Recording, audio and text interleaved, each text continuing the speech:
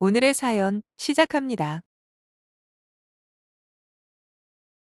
한때는 내 인생에 절대로 결혼은 없을 거라며 자신만만하게 비혼 선언을 했던 제가 서른 중반이 된 나이에 이렇게 이혼한 이야기를 쓰려고 하니 정말 인생이라는 건 알다가도 모르는 것 같아요.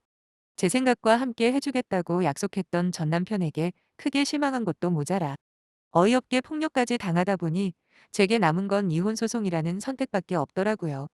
남편과 시어머니가 제게 불같이 화를 냈던 이유는 딱 한 가지였어요. 그건 바로 저희 친정엄마와 시어머니에게 똑같이 하자는 제 고집 때문이었죠.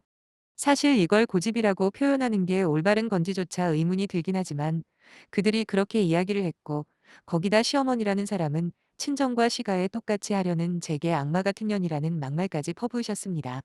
물론 이혼 소송하고 남편이 여러 번 찾아와 눈물까지 흘리면서 반성한다. 한 번만 다시 기회를 달라고 사정을 하긴 했지만 그게 진심이 아니라는 건 저도 그 인간도 알고 있었어요. 형편이 넉넉하지 않은 상황에서 이혼 소송에서 질게 불보듯 뻔하니 어떻게든 무마하려는 의도, 그 이상도 이하도 아니었죠. 그럼 제 이야기를 한번 들어봐 주실래요? 그저 고생했다 잘 결정했다는 말 한마디 남겨주시면 더 바랄 게 없을 것 같네요. 어린 시절부터 제가 비혼주의자였던 건 아니었습니다. 물론 늘 술만 드시고 경제력이라고는 찾을래야 찾을 수 없는 아빠였기에 엄마 매일같이 싸우는 모습을 보면서 자란 영향이 없다고는 할 수 없을 거예요. 하지만 그렇다고 처음부터 결혼에 대해서 부정적인 선입견만 가졌던 건 아닙니다. 중고등학교 때는 나름대로 좋아하는 이성과 행복한 결혼 생활을 상상하거나 막연하게 결혼해서 아이 낳고 잘 사는 제 모습을 그려본 적도 있었죠. 하지만 제가 대학교를 들어가면서 언니가 결혼을 했는데 그때부터 조금씩 결혼이라는 제도에 회의감이 들기 시작하더군요. 저보다 5살이 많은 언니는 대학교 졸업하자마자 좋은 회사에 취업을 했습니다. 하지만 언니는 사귀던 형부와 원치 않는 임신을 해버렸고 그 사실을 알게 된 양가에서 급하게 결혼을 시켰어요. 평생을 아빠와의 갈등으로 불행하게 살았던 엄마는 언니가 결혼하기 몇 년 전에 아빠와 이혼을 하셨거든요. 저와 언니는 당연히 엄마를 지지해줬고요. 제가 성인이 될 때까지만 참고 살자 결심을 했다던 엄마는 정말로 이혼을 해버리셨던 거죠. 그런데 그걸 빌미로 언니네 시가에서 저희 집안을 엄청 무시해다고 하더라고요. 저나 언니나 어릴 때부터 영특하다는 소리를 많이 듣고 자랐어요. 거기다 둘 다 나름 좋은 대학에 진학했고 직장 역시 각자의 전공을 잘 살려 남들이 부러워할 만큼 탄탄한 회사에 들어갔습니다. 그러니 능력으로도 형부에게 꿀리지 않던 언니가 그런 무시를 당하고도 그냥 넘어갈 리가 없었죠. 하지만 형부와 언니의 시부모가 합세해서 시집살이를 시키는데 당해낼 재간이 없던 언니는 그렇게 4년이라는 시간을 고통 속에서 보냈어요. 그런 사정을 이미 알고 있던 저나 엄마가 쉽게 이혼하라는 말을 하지 못했던 건 바로 조카 때문이었어요. 언니는 얼마나 자식 사랑이 대단한지 모릅니다. 아마도 제가 아는 모든 엄마들 중에 최고라고 생각할 정도로 조카를 위해 모든 걸 희생하고 살거든요. 하지만 결국 언니는 자식을 위해 이혼을 선택하더라고요. 형부나 그 집 식구들이 언니한테 모질게 구는 것까지는 어떻게든 참겠는데 우리 조카한테까지 제대로 된 아빠나 할아버지 할머니 역할을 못하는 건 도저히 못 참겠다며 결국 이혼을 했네요. 물론 조카는 언니가 키우기로 했고요. 그런 일련의 과정들을 보면서 저도 모르게 결혼에 대해서 안 좋은 생각이 쌓이다 보니 자연스럽게 내가 결혼할 일은 없을 거라 다짐을 하게 되더라고요. 전 남편 같은 경우에는 저와 완전히 달랐어요. 맨 처음 전 남편을 만난 건 대학교 다닐 때였습니다. 우리는 같은 과였거든요. 몇 달 사귀기까지 했어요. 다른 건 기억이 잘 안 나는데 그 당시에 남편은 상대방의 기분을 잘 배려해주는 부드러운 남자였던 것 같아요. 그래서 사귀기 시작했는데 저와는 다르게 결혼에 대해 큰 환상을 가지고 있는 겁니다. 당연히 비혼주의자였던 저와 결혼 이야기만 나오면 서로 네가 올리 내가 올리 자주 다투게 되었고 결국 저희는 헤어지게 되었어요. 아무래도 사람 자체가 싫어서 헤어진 게 아니다 보니 그 후로 살면서 이따금씩 생각이 나는 건 어쩔 수가 없더군요. 그러다 어느새 서른이 훌쩍 넘어버린 나이가 되었는데 나름 좋은 직장을 다니면서 겉으로 보기엔 성공한 커리어 우먼처럼 보였지만 알고 보면 그때만큼 외로움을 많이 느낀 적은 없었던 것 같네요. 엄마와 언니가 사는 곳은 저기 아래 지방이라 한 번 가려면 3시간이 넘게 걸립니다. 그러다 보니 대부분의 시간을 혼자 지내는 경우가 많았는데 어느새 비혼을 외치던 젊은 날의 저는 온데간데 없이 사라지게 되더군요. 물론 그동안 연애 자체는 꾸준히 하긴 했어요. 하지만 만나고 헤어지는 연애보다는 한 사람과 쭉 함께 사는 결혼이라는 게 하고 싶어지더라고요. 그러던 와중에 오랜만에 참석한 대학교 동창회에서 전 남편을 다시 만났고 누가 먼저랄 것도 없이 저희는 다시 연인 사이가 되었습니다. 그리고 1년 후 남편이 친구들과 짜고 저를 속여 몰래카메라 형식으로 청혼을 했는데 그때 남편은 눈물까지 펑펑 흘리며 저와 결혼만 할 수 있다면 못할 게 없다고 하는 겁니다. 남편의 진심이 담긴 청혼에 저는 단번에 승낙을 했고 힘을 합쳐 빠르게 결혼 준비를 했죠. 저나 남편이나 직장이 탄탄하다 보니 그때까지 모아놓은 돈으로 충분히 전셋집 하나는 얻을 수 있더군요. 그래서 양가로부터 특별한 지원 없이 저희 힘으로 결혼을 했어요. 당시에 조금 무리를 해서라도 집을 아예 살까라고 생각한 적도 있지만 제가 반대를 했었죠. 굳이 대출을 끼고 집을 사는 게 왠지 불안했거든요. 지금 와보니 진짜 신이 한 수였네요. 아무튼 결혼할 때 저는 남편에게 딱 한 가지만 강력하게 요구했습니다. 언니의 결혼 생활을 옆에서 지켜보면서 다른 건 몰라도 이것만큼은 꼭 약속을 받아야겠다고 생각했거든요. 그건 바로 무슨 일이던 친정과 시가에 동일하게 하자는 거였어요. 여자라고 며느리라고 무시당하고 하대받는 건 절대로 용납 못한다. 그리고 절대로 양가 집안을 차별하는 일은 없어야 한다며 몇 번이고 약속을 받았어요. 그리고 전 그러겠다는 남편을 믿었습니다. 실제로 결혼하고 계속해서 저희 집이랑 시가랑 똑같이 했습니다. 용돈도 똑같이 드리고 선물을 하더라도 공평하게 같은 금액으로 맞춰서 해드렸어요. 물론 그렇지 못한 부분도 있긴 했습니다. 그건 바로 양가집에 방문하는 문제였는데 아무래도 친정이 워낙 멀다 보니 시가와 똑같이 찾아가는 건 불가능이더라고요. 저희 친정은 차로 3시간 걸리는데 시가는 딱 30분이 걸리다 보니 시가에 한 번 갈 때마다 친정에 꼬박꼬박 가는 게 쉽지 않았어요. 그래서 주말이나 공휴일에 이따금씩 저 혼자 내려가서 엄마와 언니 얼굴 보고 함께 시간을 보내다 오곤 했죠. 그 부분에 대해서 전혀 불만 같은 거 없었어요. 불공평하다고 느낀 적도 없었고요. 그 정도 융통성은 있어야 하지 않겠어요? 제가 무슨 극단적으로 콩 한 쪽도 똑같이 양가에 나눠주자라는 사람도 아니고 모든 일은 그때그때 상황에 맞게 하는 거죠. 하지만 용돈 문제는 칼같이 똑같이 드렸습니다. 사실 저희 친정은 어느 정도 형편이 넉넉한 편이에요. 뭐 상대적인 거긴 하겠지만 집도 엄마 명의로 되어 있는 자가고 모아두신 돈도 조금 있는 걸로 알아요. 거기다 언니가 일을 꾸준하게 하고 있으니 조카까지 세 식구 먹고 사는데 아무런 어려움이 없죠. 그에 비해 시가 쪽은 조금 상황이 다릅니다. 집도 자가가 아니라 전세에 살고 계시는 시어머니는 시아버지가 몇 년 전에 돌아가시면서 남겨준 보험금이랑 매달 나오는 연금으로 어느 정도 생활은 되시는데 저희가 드리는 용돈이 없으면 조금 애매한 상황이에요. 당연히 결혼 전에 남편이 이 부분에 대해서는 충분히 저한테 고지를 했기 때문에 다 알고 결혼한 거고요. 용돈 문제도 이미 합의가 되어 있던 상태예요. 그래서 매월 첫째 날에 40만 원씩 드리고 있는데 저희 친정에도 똑같이 드리고 있었습니다. 남편 역시 별 불만 없었고요. 아니 없었다고 착각했다는 표현이 맞겠네요. 저희가 맞벌이라고 해도 양가에 드리는 용돈을 합치면 80만 원입니다. 결코 적은 돈은 아니죠. 하지만 지금까지 저희 낳아서 길러준 부모님의 노고를 생각하면 그렇게까지 큰 돈은 아니라고 여겼어요. 그래서 용돈을 드리는 문제가 나중에 화근이 될 줄도 몰랐고요. 친정엄마는 처음에 제가 용돈을 드린다고 했을 때 한사코 거절을 하시더라고요. 지금도 충분히 먹고 살 만큼 돈이 있는데 굳이 왜 용돈까지 챙기냐며 괜찮다고 하시길래 제가 그랬죠. 시어머니에게도 딱 이만큼 드리는데 어떻게 엄마한테만 안 줄 수가 있냐고요.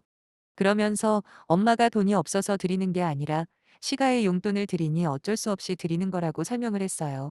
구워 먹든 삶아 먹든 알아서 하시라고. 정 쓸 데 없으면 모아놨다가 나중에 다시 돌려주는 한이 있더라도 우선은 받으라고 했죠. 전 그게 맞다고 봐요. 결혼 전에 합의된 부분이기도 했고 남편만 자기 집에서 소중한 자식이 아니잖아요. 저도 엄연히 우리 집에선 세상에서 제일 가는 딸인데 어떻게 한쪽 부모만 챙긴답니까? 챙기려면 같이 챙기던가 아니면 양쪽 다 안 하는 게 맞는 거 아닌가요? 그리고 결정적으로 남편이 적극적으로 협조하는 모양새라 단 한 번도 친정과 시가에 똑같이 하려는 저에 대해서 불만이 있는 줄은 상상도 못했는데 그 모든 게 저만의 착각이었다는 걸 깨닫게 해준 사건이 일어난 겁니다.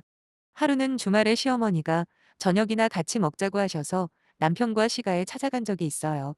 근데 못 보던 최신식 청소기가 눈에 띄더라고요. 그래서 시어머니에게 물어봤죠. 이게 웬 청소기냐고요. 아니 그랬더니 도둑이 재발절인다고 시어머니가 버럭 화를 내는 게 아니겠어요? 진짜 마른 하늘에 날벼락도 아니고 단지 못 보던 청소기가 있어서 그냥 한번 물었을 뿐인데 혼자 화를 내는 시어머니를 보며 황당해서 아무 말도 못하고 있었더니 시어머니가 그러더라고요. 내 아들이 사줬다. 왜 애미한테 이 정도도 못 사주냐? 또 애를 얼마나 잡으려고? 라고 하시며 도끼 눈을 뜨고 저를 쳐다보는데 순간 제가 진짜 뭘 크게 잘못했다는 착각까지 들 정도였네요. 한눈에 딱 봐도 최소 100만 원은 넘어 보일 것 같은 청소기를 남편이 무슨 돈이 있어서 사줬나 궁금하더라고요. 거기다 그냥 사줬으면 사줬지. 시어머니가 저한테 화를 내는 이유도 궁금했고요. 그래서 남편에게 물어봤더니 우물쭈물 대답을 잘 못하는 거예요. 그 모습을 본 시어머니가 적어도 자기가 보는 앞에서는 남편 잡지 말라며 지난번에 성과금 나온 걸로 사줬다네요. 그제서야 기억이 나더라고요. 왜 대부분의 회사들은 보너스라고 하죠? 성과금 같은 게 나오잖아요. 저희 회사 같은 경우에는 분기별로 한 번, 그리고 명절 때 두 번 이렇게 나오거든요. 남편 회사도 마찬가지죠. 근데 저번에 지나가는 말로 이번 연도에는 코로나 때문에 회사 재정이 너무 안 좋아서 성과금이 안 나온다고 대신 전액은 아니고 반 정도만 다음 회차로 이월된다고 남편이 말했는데 알고 보니 그 모든 게 새빨간 거짓말이었던 거예요.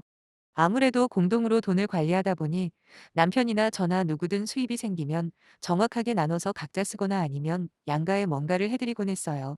근데 남편이라는 인간이 저한테는 성과금 없다고 뻥을 치고 그 돈으로 자기 엄마 최신식 청소기를 사줬다는 사실에 화도 나고 한편으로는 내가 너무 몰아붙였나 싶어 약간은 미안한 마음까지 들려고 하는 그때 시어머니가 마치 작정이라도 한 듯 지금까지 가슴에 쌓아둔 저에 대한 불만을 쏟아내는 게 아니겠어요? 정말이지 많이도 쌓이셨더라고요. 뭐라더라. 시집 온 여자가 친정에 너무 자주 내려간다는 둥, 시가에 얼굴 비추는 게 너무 뜸하다는 둥.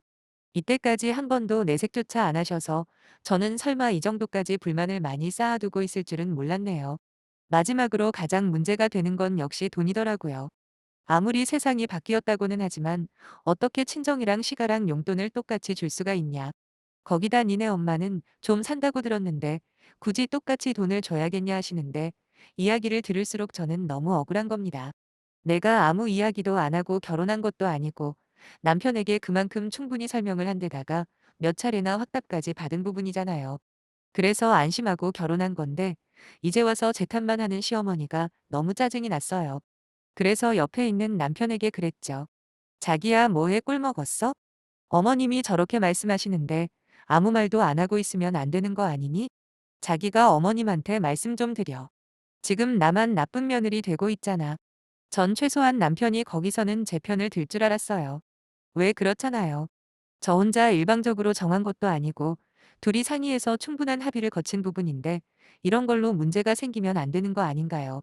그런데 남편은 원래부터 그런 생각을 가지고 있었던 건지 아니면 그동안 자기 엄마한테 세뇌를 당한 건지 갑자기 딴소리를 하는 겁니다. 지금까지 이 정도 했으면 충분히 한 거 아니냐고요. 장모님은 여유가 있으니까 아무래도 우리 집에 좀 더 신경을 쓰고 베푸는 게 맞는 것 같다 뭐 이러는데 너무 당황스러워서 아무 말도 못 하겠더라고요. 그럼 결혼하기 전에 진작 말하던가 어떻게 한 입으로 두 말을 저렇게 뻔뻔하게 할 수가 있는 건지 저는 단호하게 거절했어요. 그렇게는 못한다고요. 제가 친정에 용돈 드리는 게 그렇게 마음에 안 드시면 다음 달부터는 아예 용돈 자체를 끊겠다고 말을 하자마자 시어머니가 막말을 퍼부으시더라고요. 거기다 하필이면 저희 친정엄마를 걸고 넘어지는데 저 하는 꼬라지를 보니 딱 가정교육 수준이 나온다면서 이혼하는 여자들은 다 이유가 있답니다. 그리고 저희 언니도 이혼했다면서 그것만 봐도 뭘 보고 컸는지 답이 나오네라고 하더군요. 그 순간 눈 돌아가서 시어머니한테 막 대들었어요. 당신이 뭘 아냐고 우리 엄마가 왜 이혼을 했는지 그리고 어떻게 살아왔는지 아냐고 소리까지 질렀습니다. 우리 언니가 왜 이혼했는지 쥐꼬리만큼도 모르면서 어딜 뚫린 입이라고 마음대로 짓거리냐 하면서 미친 듯이 막말을 쏟아냈죠. 저도 심하게 말했다는 거 인정합니다. 하지만 아무 잘못 없는 우리 엄마와 언니를 도매급으로 후려치는데 진짜 참을 수가 없더라고요. 근데 그때 제 몸이 휘청하면서 주위 모든 장면이 아주 천천히 느껴지는 거예요. 불쌍한 자기 엄마한테 대든다며 남편이 저를 밀쳐버린 겁니다. 그런데 하필 제가 중심을 잃고 쓰러졌고 그 뒤로 아무 기억이 없었어요. 눈을 떠보니 병원 응급실이더군요.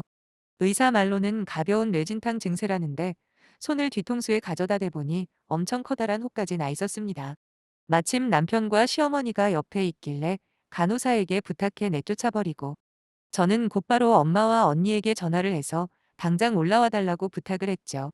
그리고 엄마와 언니의 도움으로 몸을 회복하면서 동시에 이혼 소송을 걸었습니다. 남편은 몇 번을 병원으로 찾아와 잘못했다고 한 번만 살려달라고 빌더군요. 저 없으면 자기는 못 산다는 개소리까지 하면서 갑자기 눈물을 흘리는데 그때였어요.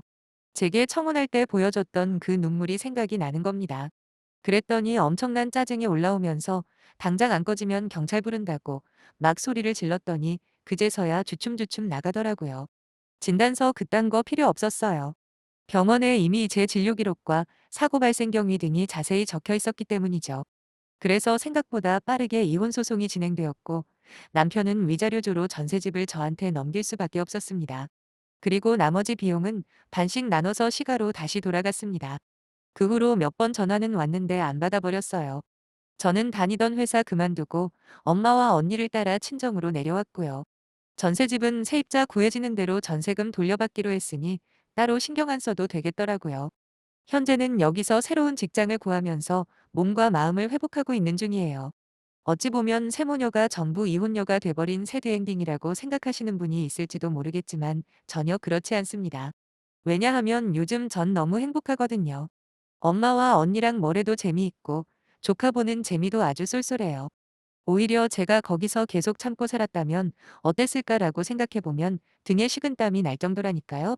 참 미련하게도 참는 게 이기는 거다 뭐 이런 마인드로 살아봐야 아무 소용없는 것 같아요.